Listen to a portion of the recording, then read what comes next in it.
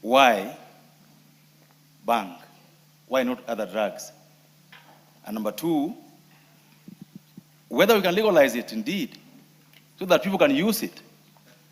Because since independence, before independence, they have been impounding BHANG from Uganda into Bungoma, from Uganda into Busia, and they do that every week.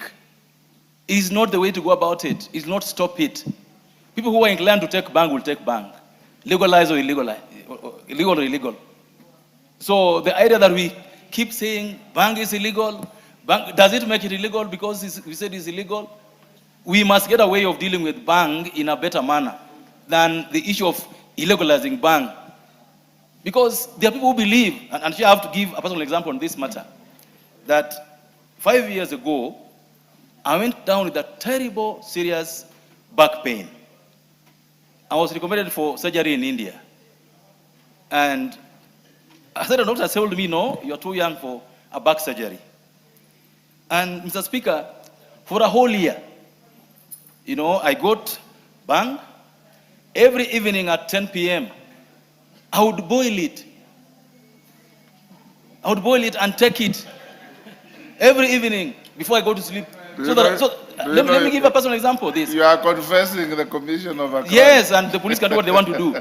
I mean, so every single evening at 10 p.m., the way you take your tea, the way you do the Chinese tea, I would boil the water, put a few leaves in it, not smoke. Put a few leaves in it, and then I would sleep well till the following day in the morning.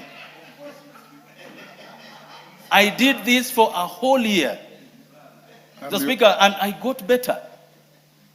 The only time I get my back is around this time in Nairobi when it gets cold, June and July. And I go back home and again pick the fresh leaves.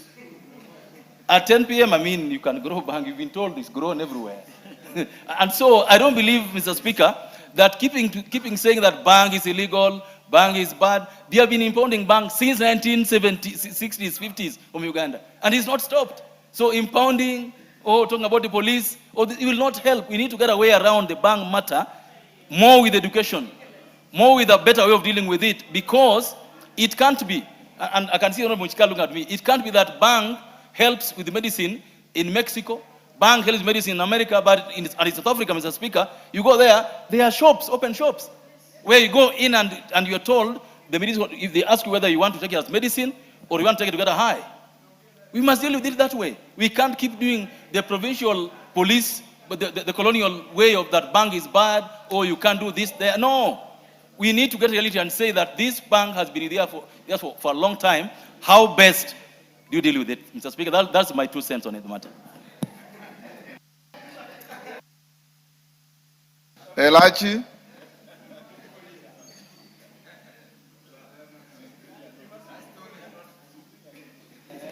Thank you, Mr. Speaker. Mr. Speaker, while we speak about all this, it is very sad that right now in our rallies, that is the cigarette that our young people are using.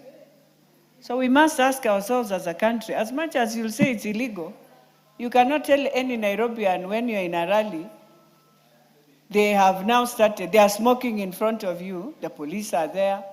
We just have to think through and ask ourselves, how do you make it in a manner that will ensure that now it becomes legal, yes, but that legal must have its own consequences. Just the same way we have cigarette, so that they don't smoke in everywhere they are. You go where you are supposed to smoke. Because today, Mr. Speaker, even if you say we're in the whole of Nairobi, I cannot even try and talk to our young people, even when I'm in a funeral somewhere with them. That is the cigarette they are using, they smoke on you, and you have nothing to do. So as a country, we must think through, the same way we'll have to think through, how do you ensure changa becomes better, can be taxed, can go into a brew, and so that we run away from making it very illegal, the same way Tanzanians have done, the same way Rwanda is doing it, but they have an EPZ for Medicinal that goes to Canada. So we must think also as a country, Mr. Speaker. David Ocheng, as a lawyer, do you know the Jamaican case where a man who smoked bang and picked his child and put on the fire, I think it was a plank of wood. Yes. Is that what you are advocating?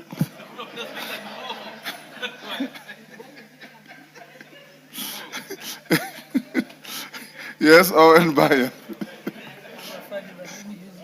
Yes. Honorable Speaker, a very interesting debate here, and I must admit that David Ochieng has revealed a certain part of him we didn't know. No wonder he behaves the way he does. But I want to say this, Honorable Speaker. Honorable Speaker, what the route he's taking is a very defeatist route, that just because bang is smoked and police keep on impounding, then we should now make it available for everybody, just because, just like saying, because people are being killed every day, we should allow other people to kill them. And I think that's a very wrong trajectory we should take as a country. But, Honorable Speaker, I want to say this. I went to Pakistan. Parliament sponsored me to go to Pakistan on some mission, and I was very surprised, Honorable Speaker, that bang grows everywhere in that country. It is like the common local weed, you know. And when I went to the Kenyan mission, the compound of the Kenyan mission, and it was growing all over the place. And I asked, how come this? I've seen this outside Parliament. I've seen this. What kind of? I was like, yeah, this is bang. They call it poppy or something. And you know, because it is neighboring. Is it Afghanistan or which country? And it is grown all over. But then, as a country, we need to look at how we can make a good use of something that probably has benefited other countries, including having factories sometimes I used to go to hospital and you'd be given a drug called morphine. And we were told that morphine has cannabis in it, and it was one of the cannabis in it, and it was one of the good drugs. I was told. I've never used it. That's why I'm different from David. But what I want to say, Honorable Speaker, David is a very good legislator, a seasoned legislator. I would really love to debate a proposal on a law or a bill he has brought to make bang legal. And this House can change that law. And I would like to challenge him. He is a good legislator. He is a good lawyer. He is a good draftsman. Draft a bill. Bring it here. Let's debate it. Let's do public participation. Let's hear what Kenyans are saying about it. And we can pass the law here in this House and make it legal, if that is what Kenyans want, Honorable Speaker. David Ochieng is not Kenyans. Yes. Yes, Pasaris. Thank you, Mr. Speaker, for giving me an opportunity to contribute. Mr. Speaker, there is medical cannabis and there's hemp. Now, the late Ken Okoth he suffered from cancer, and I had the privilege of going to Paris when he was staying in France and having his treatment. And at that time, he was using CBD oils, which is a component from cannabis, and it was relieving him of a lot of pain. And he was so interested in advancing, legalizing cannabis in Kenya. Now, cannabis, in South Africa, we went to visit a farm. It's legal in South Africa, you can grow it, and they're making a lot of money, but it's also controlled. So you need to have good structures to control it. So for me, I believe that if somebody was to say that I never ever took a joint or I never smoked a joint, it might be miraculous, all right? Because I think as you grow up... What do you mean it's miraculous? I've never done it. The thing is... Don't judge the country by your standards. No. You see, the thing is the youth right now, it's all available. Yes, Millie. Millie. Thank you, Mr. Speaker. Mr. Speaker, I know that Honorable Esther Passaris is well-intentional by trying to move medicinal aspects of, what do you call it again? Cannabis on Jaga. Or ganja. Or ganja, or whatever it is. But Mr. Speaker, is she in order to mislead the House by indicating that it must be a miracle that if you have never tasted this. I'm part of that miracle. Mr. Speaker. Yes. Mr. Speaker, can I just say? Mr. Speaker. Yes. I'm a bad girl. Mr. Speaker, I'm a bad girl.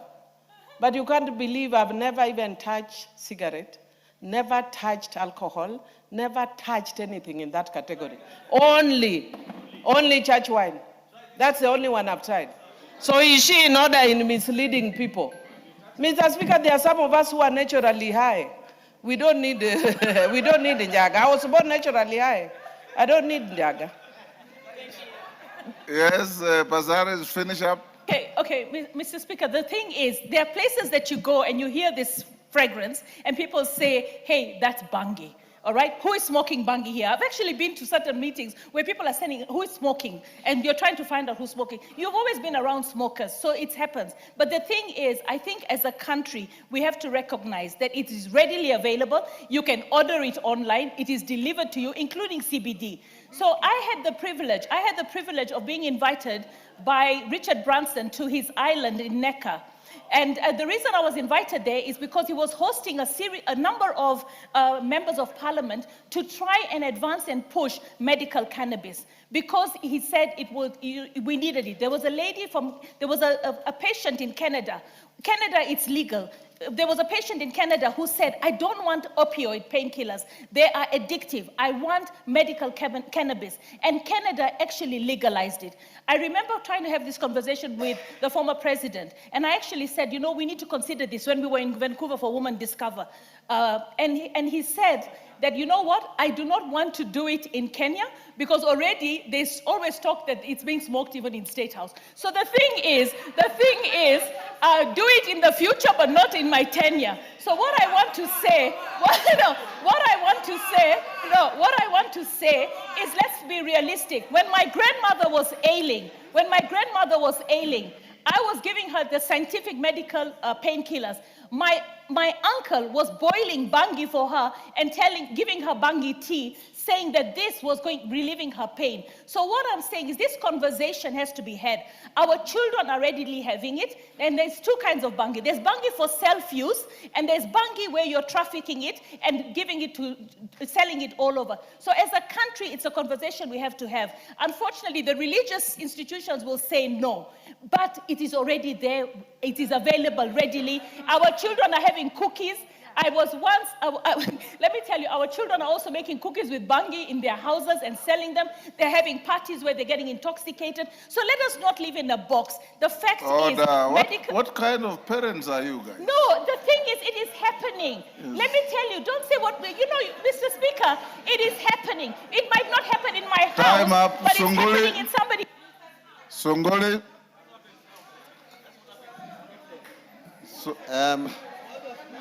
Mr. Speaker, I wanted to join the Honorable Bayer in hoping that one day we will have a motion that will be tabled by somebody here for purposes of us bringing our country back to senses. Because, Mr. Speaker, from this discussion by Honorable Pasaris, you can see how much we have veered away from what ought to be there to what is there. And we can correct what is there by going back to what was not there.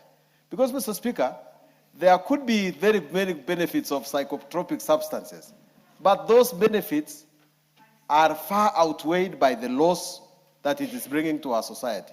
And I think that people have not actually gone back to their families to see the kind of damage that is happening in our brains, in the brains of our kids. The mere fact that something has become available does not make it better. I think this is a discussion we ought to have had in camera, because already these things that are going from this house today, Mr. Speaker, are going to make our children bolder, and they are going to promote themselves from cannabis to something even more serious. Because, Mr. Speaker, I know if we make it legal, one advantage is that it will be cheap. But what kind of society are we going to have? Honorable members, I invite you to read a small book called The Trouble with Nigeria, and see what Chinua Achebe says of some of the things you are saying. Have you gone to places where bang is abused and seen how our children look like zombies? Yeah? Anyway, the speaker is not a debater. Rindikiri? Thank you, Mr. Speaker. Mr. Speaker, I am